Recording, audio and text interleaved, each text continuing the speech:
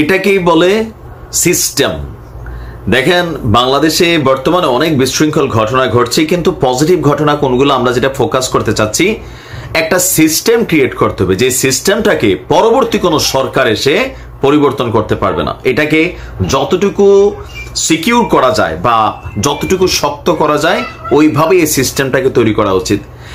বাংলাদেশ আওয়ামী লীগের সাথে জনগণের যে দূরত্ব তৈরি হয়েছে, আপনারা দেখছেন আমাদের অনেক মহিলারা খন্তি টন্তি বা পিঠিওপ ম্যানেজে রুটি বেলে, এরকম বেল টেল এরকম অনেক কিছু নিয়ে রাজপথে নামছিল। এটার একটা মেইন কারণ হচ্ছে কি জানেন, বিদ্যুৎ এবং গ্যাসের দাম নিয়ে গত 15 বছর যে একটা সিন্ডিকেট ক্রিয়েট করা হয়েছিল কুইক রেন্টালের নামে, পাশাপাশি হাতে গোনা কয়েকজন মন্ত্রী এমপি তাদের পরিবার যেভাবে এই ব্যবসাটাকে কন্ট্রোল করেছিল, আদেশ হয় দাম বাড়ে, 100 টাকা দাম বাড়ে, একটা প্রতিবাদ আন্দোলন হইলে 5 টাকা কমায়, 95 টাকা মনে করলেন যে দামটা কিন্তু বাড়াই থাকে, বাঙালি 5 টাকা কমার খুশিতে কিছুটা আনন্দিত হয়। বাট এই যে সিস্টেমটাকে তৈরি করেছিল আওয়ামী লীগ সরকার, সেইটার বিরুদ্ধে নতুন সিস্টেম চালু হচ্ছে। তবে আমরা চাই এই সিস্টেমটা আগামী দিনেও যেন কোনো রাজনৈতিক সরকার এসে আবার হাত দিতে না পারে।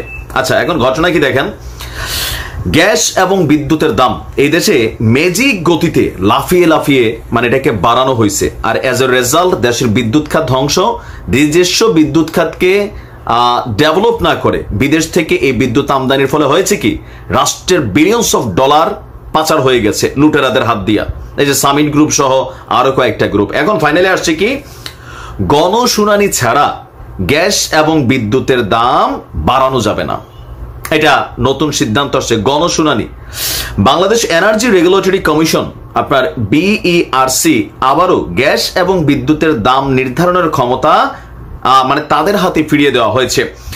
গতকালকে এই বিষয়ে আইন বিচার এবং সংসদ বিষয়ক মন্ত্রণালয় থেকে একটি গ্যাজেট প্রকাশ করা হয়েছে।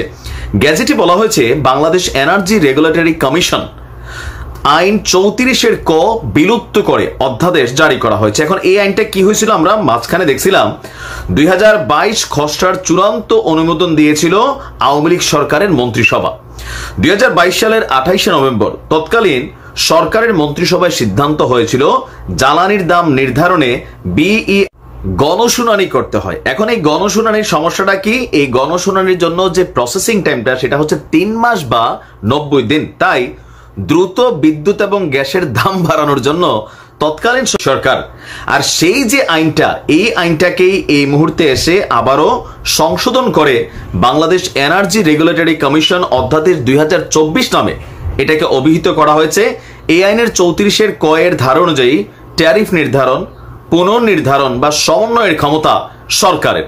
এই ধারা বিলুপ্ত হওয়ায় গণশুনানি ছাড়া সরকার আর বিদ্যুৎ এবং গ্যাসের দাম নির্ধারণ করতে পারবে না। গত বৃহস্পতিবার উপদেষ্টা কমিটির বৈঠকে এই আইনটিকে সংশোধনের জন্য সিদ্ধান্ত করা হয়েছিল। আইনটি সংশোধন হওয়ায় এখন বিদ্যুৎ এবং গ্যাসের দাম আগে যেভাবে BERC নির্ধারণ করত, এখন সেভাবেই BERCর গণশুনানির মাধ্যমেই দাম বাড়াতে হবে। মাঝখানে আওয়ামী লীগ সরকার এটাকে অনেকটা পরিবর্তন করে ফেলেছিল। ওই যে বললাম না, আওয়ামী লীগ সরকারের পতনের জন্য গণমানুষের যে অবস্থান আমরা দেখেছি, বিশেষ করে আমাদের নারীদের, ভাই বিদ্যুৎ এবং গ্যাস আওয়ামী লীগ করুক বিএনপি করুক, এই দেশে যারাই বসবাস করছে এটার বাটি কিন্তু পড়ে গেছিল।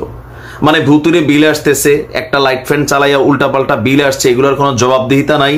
আমাদের দেশের বিদ্যুৎ সেক্টরকে ধ্বংস করে বিদেশ থেকে বিদ্যুৎকে আমদানি করা হয়েছে, আদানি গ্রুপ থেকে করা হয়েছে।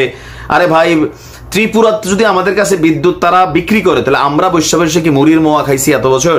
তো আমার মনে হচ্ছে এগুলোর পাশাপাশি আমাদের নিজস্ব যে গ্যাস প্রকল্পগুলো আছে আর একটু ডেভেলপ করা, বিদ্যুৎ সেক্টরকে স্বয়ংসম্পূর্ণ করা, পাশাপাশি তেল শোধনাগার একটাই আছে বাংলাদেশে, এটা থেকে রাশিয়ার তেল আনলে নাকি আমরা শোধন করতে পারি না। তো আমার মনে হয় যে ইটস টাইম যে আমরা সরাসরি রাশিয়া থেকে তেল আনবো, আইনে আমাদের রিফাইনারিতে আমরা পরিশোধন করব, আমাদের তেলটা আমরা আমাদের দেশের বাজারে বিক্রি করব, তেলের দাম অনেক কমে যাবে। এখন আমরা ভারতের মাধ্যমে চাইটা খাই, ওই সৌদি আরব থেকে আনতে হয়, অমুক জায়গা থেকে আনতে হয়, আইনা এই তেলটা বাহির থেকে প্রসেসিং করতে হতো, বা প্রসেসিং তেলটা করার ফলে 1 টাকার জিনিস যেটা প্রসেসিং করতে খরচ হয়, বাহির দেশ থেকে আনার কারণে 5 টাকা হয়। আর এগুলোর ব্যবসা করে কারা? পলিটিশিয়ানরা। তো ধন্যবাদ ডক্টর ইউনূসের যে সংস্কার শুরু হয়েছে, সাধুবাদ জানাই। এভাবেই চলুক বাংলাদেশ। আসসালামু আলাইকুম।